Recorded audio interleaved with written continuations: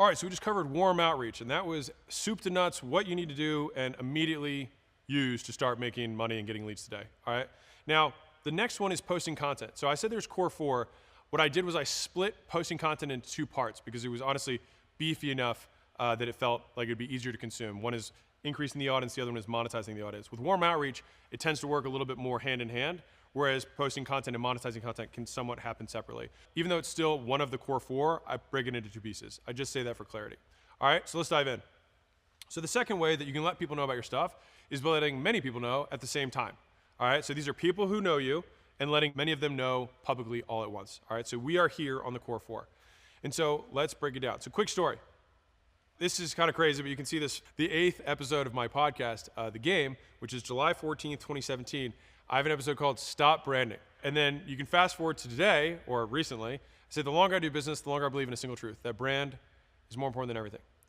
And there's a huge transition that's happened over that period of time. The big step that happened there was I saw The Rock launch his tequila and overnight have a multiple billion-dollar company. I saw Conor McGregor launch his Proper 12 and have a $600 million exit within 12 months. I saw Huda Beauty also have a $600 million exit just from an Instagram page. Prime Water with Logan and Jake Paul and KSI did, I think, $250 million in internal revenue in the last quarter. And so I used to think that, it sounds ridiculous, but like content was a waste of time and all you had to do was run paid ads and do outbound, right? Talk to people, run ads, sell shit. But the longer I've been doing business, and now that I have been doing it this way, I can feel pretty confident in saying that I didn't get it. And when Kylie, and like the most pivotal moment was when Kylie Jenner was on the cover of Forbes and she was a billionaire and she was a girl and she was younger than me. And I felt really deficient. I was like, shit, I thought I was all that and a slice of cheese, but I wasn't because this girl is doing what, beating the pants off of me. And she's way younger than I am. Now, whether or not she was a billionaire, which ended up getting flipped later, didn't really matter. She had made a ton of money. And I always have this fundamental belief that if anyone makes more money than you, they have something that you can learn from them in the world of business. And I want to also be clear that just because you learn from someone doesn't mean you become them. So I think that you can see something that someone does and take elements of it and make it your own without becoming that person. So there are terrible people, there are great people, and there are still benefits from anyone. And so that's how I try to approach this. And when I saw all these people beating me, I was like, I'm missing something. And what I was missing was brand. And as soon as that clicked, weeks later, I started making content. And that's what has brought me here today. And I can tell you, even though I'm new in this game, how crazy of a game changer it is. And I know that I've been doing it wrong up to this point. And so this is one of the pillars that I'd encourage you to build as a long-term play. You're still gonna do the other things to transact, but this becomes an asset that will make every other type of advertising work better. Consider it like the massive multiplier on all the work you do. So that's my quick story for how I got into content and how I decided that branding actually was a thing. And I tell that story because I didn't used to think that. And so I am a convert to the world of branding and making content. So here's how it works fundamentally. You are here, you provide free value of some kind to your audience, and then they want more of it. All right, so posting content equals a more scalable way than warm outreach. And here's an important point. At some point, when you're doing warm outreach, you will run out of time. And so you have to tell 10 people 10 times if you want to communicate something with warm outreach. With posting content, you can tell 10 people or 10,000 people or 10 million people with the same level of effort, which means it has more leverage, it has more scale, but it takes more skill because you're also competing against everybody else that's also trying to tell everyone else something at the same time. And in addition to that, if you do a really good job of it, other people will copy your stuff, which means you always have to innovate how you're making content.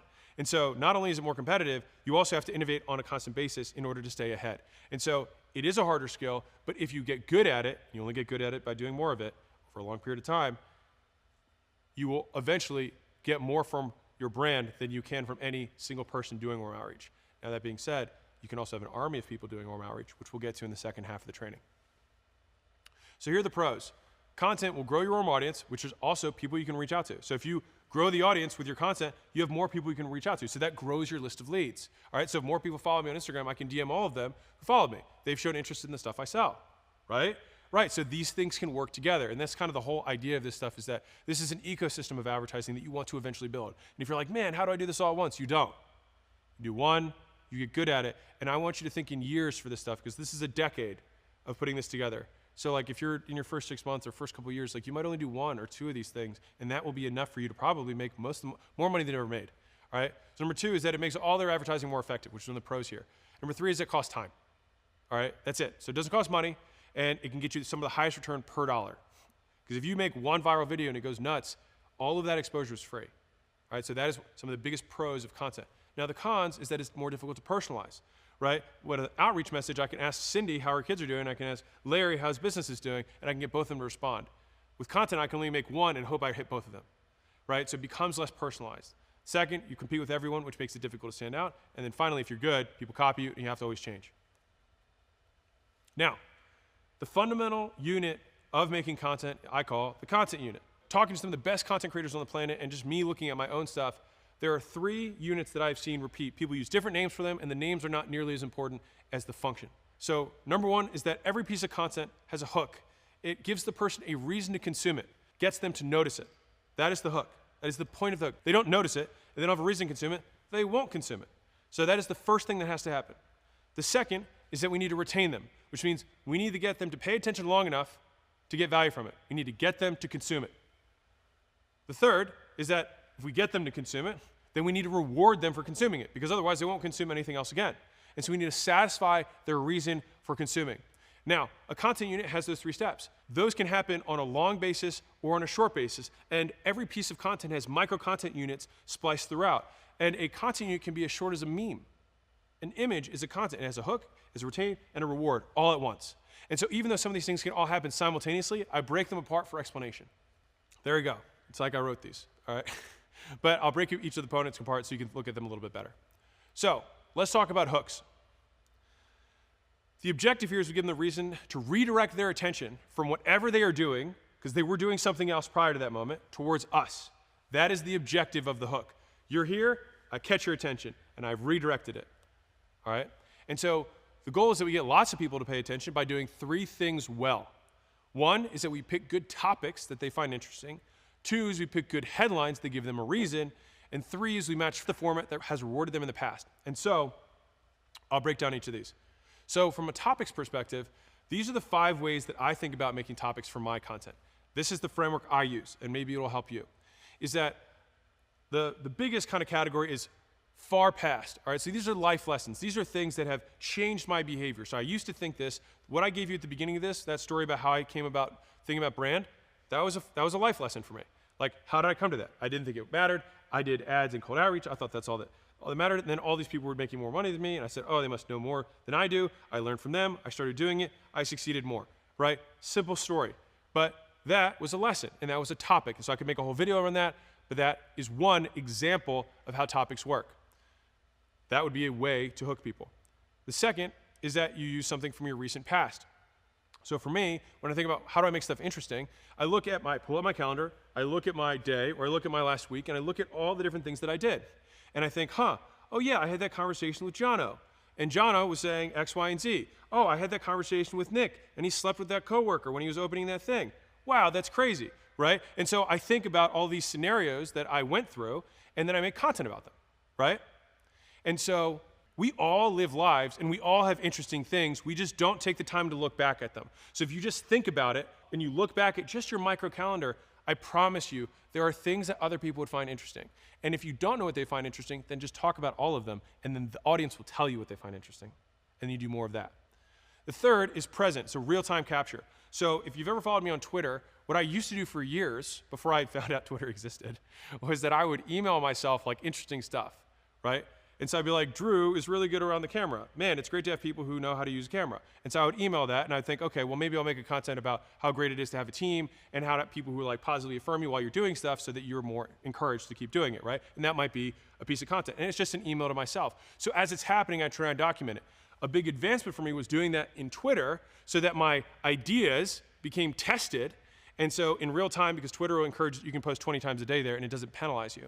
And so for me, I can test ideas in real time as they come up. And then when I do get to recording long form stuff, I look through my Twitter. So my Twitter acts like as another calendar that I scroll through to see, oh, that was interesting. Oh, people found that fascinating. I'll do more about that. Fourth type of topic that I look at when I put my lens on is what are the trends that apply to something that I have expertise on. And I think that second part is really important. If I just talk about some scandal, like, I don't have expertise on that. I don't know anything about that. I also think it reflects poorly on my brand. And so I'm only going to talk about something if it's like, there's a new tax bill that affects, small to mid-sized business owners, who have between 10 and 100 employees. That would be something I have a lot of expertise on. And so I will comment on how we are approaching it as a firm. And that would be, now it would be trends, and it doesn't fall in any of these categories, but a lot of people would be curious as to what would an expert or somebody who's doing this right now have to say about this? Because I hear the news on one hand, but this guy's actually doing it. He probably has a valuable or interesting insight. And then they pay attention. And then fifth is manufactured. And so this is the crazy stuff you see on YouTube all the time. Like, I ate the world's hottest chip, right? I lived on $100 a month for a year, right? Like, these are all crazy things, and then you basically manufacture them. So you actually think in reverse, like, what would be something that a lot of people would find interesting, and then I will go do it and document it.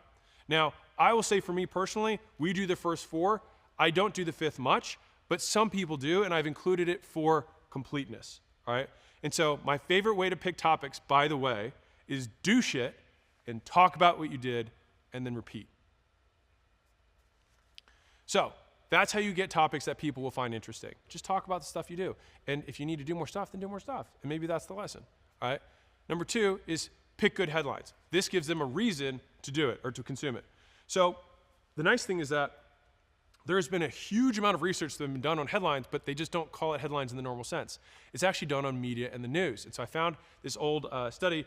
My friend Dr. Kashi, my good friend Dr. Kashi, showed me this thing, and it was a meta-analysis of all news to show which headlines performed the best. And they found 7 characteristics of high-performing headlines. And so rather than give you some formula like how to yay without boo or how to X without Z, whatever it is, I just want you to understand the pieces of it so that you can mix and combine them for yourself in your own way, which will make your headlines unique and powerful. So, number one is that people want things that are recent, all right, as recent as possible. Quite literally, the news. Like, we call it the news, but it was called the news because it was new stuff, right? And so people pay attention to something that happened an hour ago more than a year ago. Think about it. If I said, hey, I just did this thing, or hey, this just happened, that is more interesting than this happened 5 years ago. It's just not as interesting. If you see a YouTube video that's 5 years ago and 2 hours ago, you're more interested in even if it's the same topic, you'll be more likely to click that. Or you go for a tutorial, if it says 10 years ago, you're not going to click on it. It's just more interesting by being recent, which also tells you that you should continue to make stuff, even if it's about the same topic. Number two, relevancy. So personally meaningful. All right, so nurses pay more attention to stuff that affects nurses compared to stuff that affects accountants, right? And so if you make it relevant for the audience, you will have headlines that convert higher. So if your audience is about moms, then talk about stuff that affects moms, not about stuff that affects dads, right? Sounds simple, but still people miss it when they're making the headlines for their content. Third, celebrity. Again, these are the things that made all news more interesting. All right, and I'm going to combine these all at the end so you can see how crazy it is. 3 is celebrity. So including prominent people, celebrities, authorities, etc. So normally, we wouldn't care what another human has for breakfast every day. But if it's Jeff Bezos, we do. Or if it's Elon Musk, we do. Since he's a celebrity, many people care. Simply by it being about a celebrity, a boring thing can become interesting. Number 4 is proximity. So literally close to home, geographically. Like a house on fire across the country doesn't get your attention. If it's your next door neighbor, it sure does. All right? So you want to make it as close to home, literally, as possible. Number 5 is conflict. So opposing ideas, opposing people, nature. So pineapple versus no pineapple on a pizza. Obviously, it's pineapple, all right? Good versus evil, hero versus villain, left versus right, freedom versus security, justice versus mercy. There are natural conflicts that are eternal. So these are both values. So like mercy and justice, they're both ideals, but they actually sit in contrast to one another, which is why, by the way, we will always have political division. Because both people can sit in an ideal, and the other person can't prove it's wrong, and so they would just sit there. Is it right to have justice? Absolutely. Is it right to have mercy? Absolutely. But they sit on complete opposite side of the spectrum. And that's why we have conflict. But conflict drives interest. And so when we have headlines, we try and put opposing ideas together to show that there's conflict. All right? 6, unusual. Odd, unique, bizarre, rare, etc. So think of a 6-fingered man at old-time circuses. People went to go pay just to see it because it was so rare. So if you find something that's odd, like 1 in a million basketball shot, it's It's not like basketball shooting in of itself is unique. It's the fact that they made this 6 bouncy thing go into the hoop that takes 1,000 tries to get that one. And so the ROI on your time of not having to see the 999 misses just to see the one shot is very high, right? And so they package that value of the time you don't have to spend, and then the video goes viral. And then finally, ongoing stories. So stories that are still in progress, that are dynamic, so ever evolving and have plot twists, which is why when there's something going on, the news updates minute by minute. Like, we have coverage from live reporter. Like, that's because people find it interesting. All right? So if someone goes into labor, people want updates every 10 minutes because anything could happen. And so when we combine these 7 things, you'd have something that happened just now, is really relevant to someone, also include a celebrity, right? It's right next to their house, and there's some conflict that's going on, and it's really one of a kind, and it's happening as we speak ongoing. How interesting would that be? Incredible. You would have everyone's attention. And that's how you make headlines that people find interesting. And so finally, and this is again for the hook, the third thing is that we want to match the format that's rewarded them before, okay? And so this image probably does more than I could possibly say, but you probably saw this meme years ago where it was like, okay, this is what your profile picture looks like on LinkedIn, this is what it looks like on Facebook, what it looks like on Instagram, what it looks like on Tinder, right? And so each of those actually has a little bit of a story in that it's formatted differently. Each platform has a way that people conduct, that there's unspoken rules about how to use the platform. And they emerge and they evolve culturally, like even within the microsphere of the platform, the community. And so paying attention to how the platform works and then making your content look like content that has rewarded them in the past makes them more likely to generalize that reward to yours. Meaning, if last time I clicked a meme, I laughed, I will be more likely to click a meme that looks or resembles that one. Like, I love dark Kermit memes. I almost read all of them because I think they're hilarious. And so I always click. And so if someone makes a new meme for dark Hermit, I think that's what it's called, but you know what I'm talking about. Either way, if someone makes that, I'm actually much more likely to watch it because it resembles something that's rewarded me in the past. And so when we make content on a platform, we want to make it as similar to high-performing content. So if you look at a platform, see the stuff that's crushing, and say, how do I make mine look like that? It doesn't have to be that. You don't want to copy it. You just want to say it should resemble it so that someone can generalize and say, this is close enough. This might reward me too. And then they click. And so this is what the same thing looks like in 3 different versions. So this is the same video done on Instagram Reels, TikTok, and then YouTube Shorts. And you can see how each of them is a little bit different because they're formatted to match the way people are accustomed to consuming the content on the platform. All right? So you got to make it look like what they expect will reward them. Otherwise, no matter how good it is, better looking content will hook them before yours even has a chance. And that's why I told that story at the beginning. That first 5 seconds, we had to format it for the platform. And then it crushed. And so it's not just about having the best stuff, it's about making sure it's packaged the right way. So that is how we hook the most people in the first step of our content unit. The second step is that now we have their attention. Great, we've redirected their attention towards our thing. Now we got to deliver, right? So we have to retain them through this. We have to retain through curiosity, all right? So people want to know what happens next. So here are my 3 favorite ways of actually structuring content to retain people. You've got lists, you've got steps, you've got stories. You can even see this content. Look, what are we doing? We've got steps. That's what we're doing. I'm trying to retain you. Here's showing my tricks inside of my jacket, right? Lists, steps, and stories. All right, so let's dive into each of these. So lists are things, facts, tips, opinions, ideas, etc., presented one after the other. Good lists in free content also follow a theme, right? This one is how to post content, right? That's the theme of this list.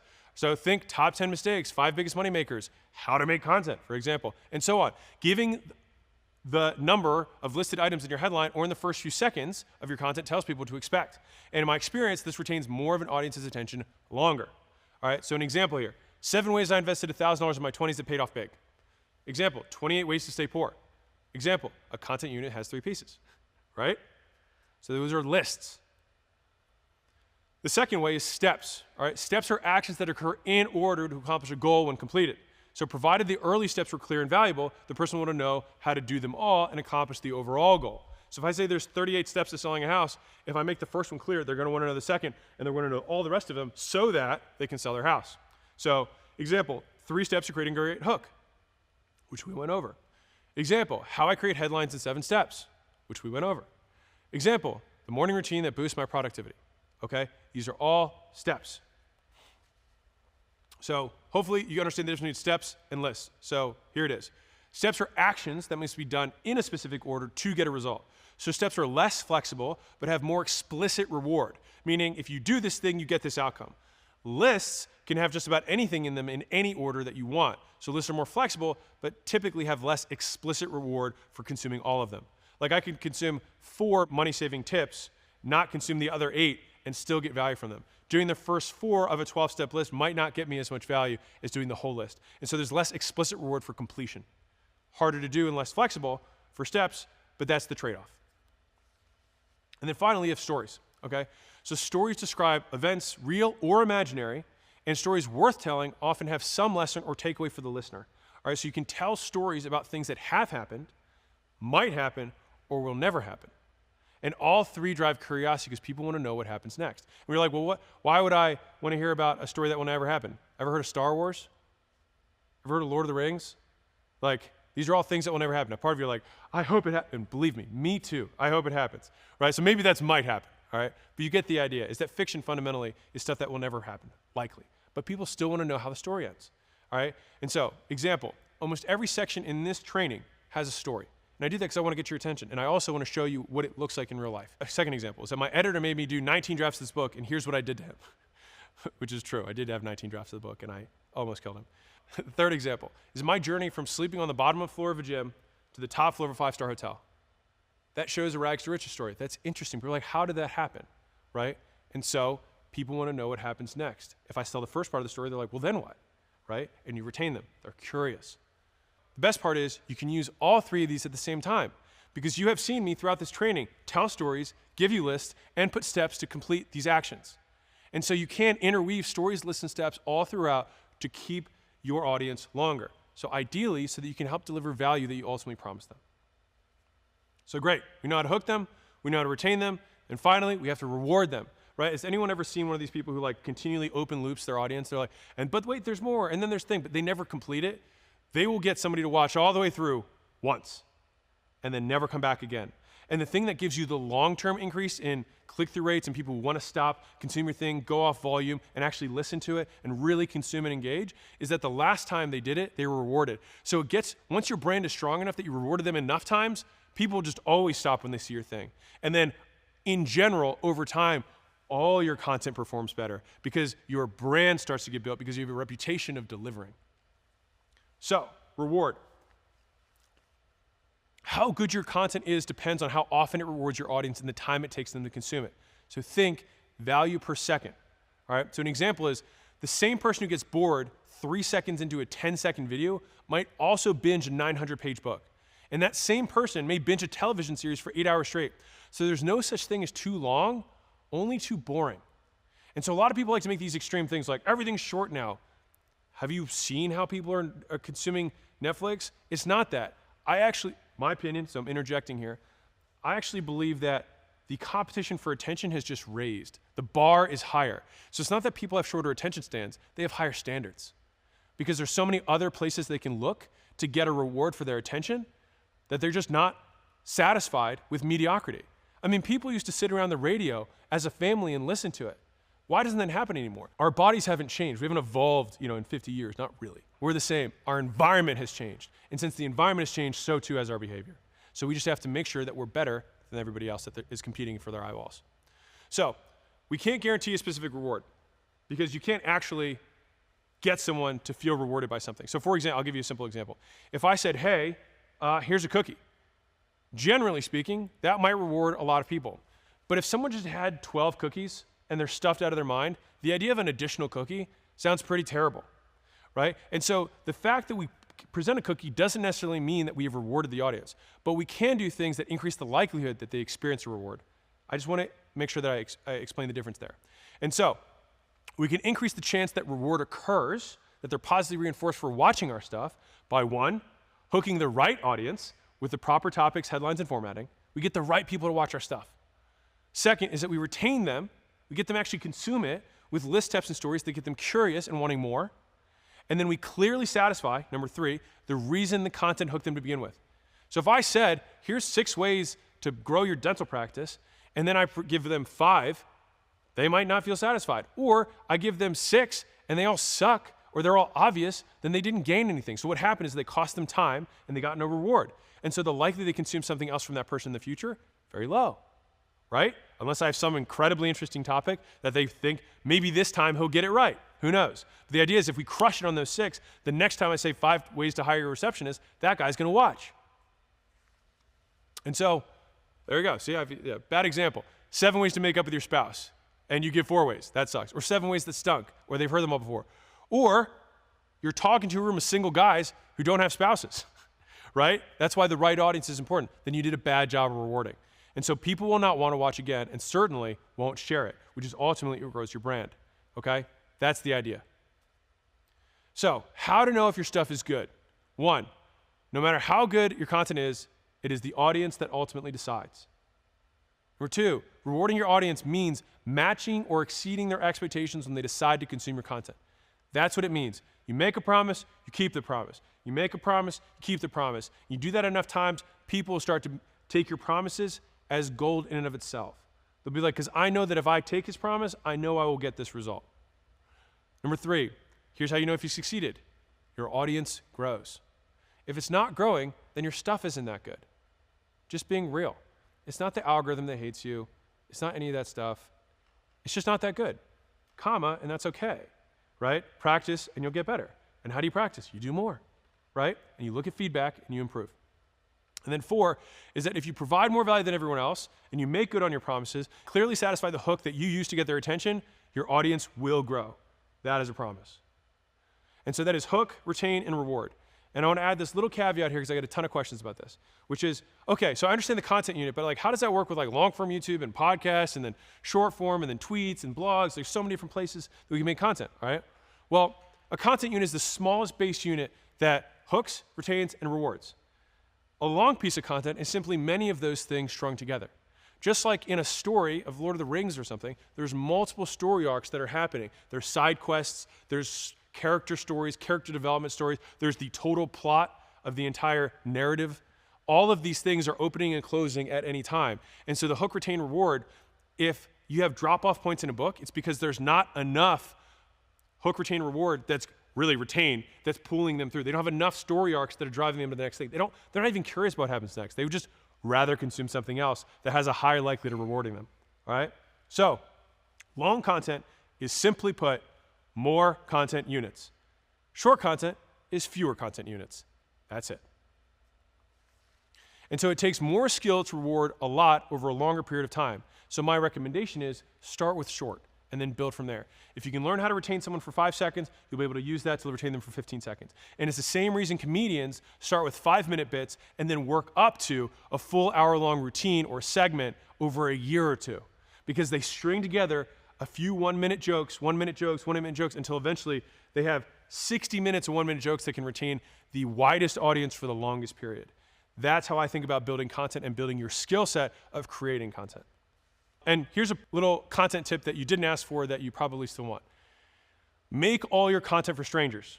Okay, so one of the worst things, ever been to a party and a bunch of people are joking and then you're like, you walk into the circle and they sell some inside joke and they're like, you had to be there. And you're like, okay, like, cool, got it. I'm the out man. I'm not in the in-group. You want the opposite of that with your content. So if you're always making content specifically for your audience, as in it references past content that a new person wouldn't know about without explaining what it means or giving the context, then they're not gonna feel rewarded. They're gonna feel like the odd man out. And so what you wanna do, in my opinion, is make all your content for someone who's brand new. And people who've already consumed your stuff are okay with the few, the 5-second disclaimer, the hey, by the way, if you're new to this channel XYZ, that's okay. They're not gonna stop watching you as long as you're still providing value. But for the new person who's walking in, it can make all the difference in the world, all right? And so the reason you do this is it grows your audience faster. The existing audience won't mind, and the new audience will want to feel included, and then they will if you make them feel included. All right, and so that concludes the post-content section. And you might be like, okay, I get it, the content unit, and I need to post a ton of content, and hook, retain, reward, and long is lots of them, and short is shorter of them, and I should make it for new people. Awesome. How do I make money again? Well, that leads us to the second half of this, and in the book, it's a separate chapter, which is why I divided it out here. It's still the same core 4, which is posting content. Now we're just gonna talk about monetizing it.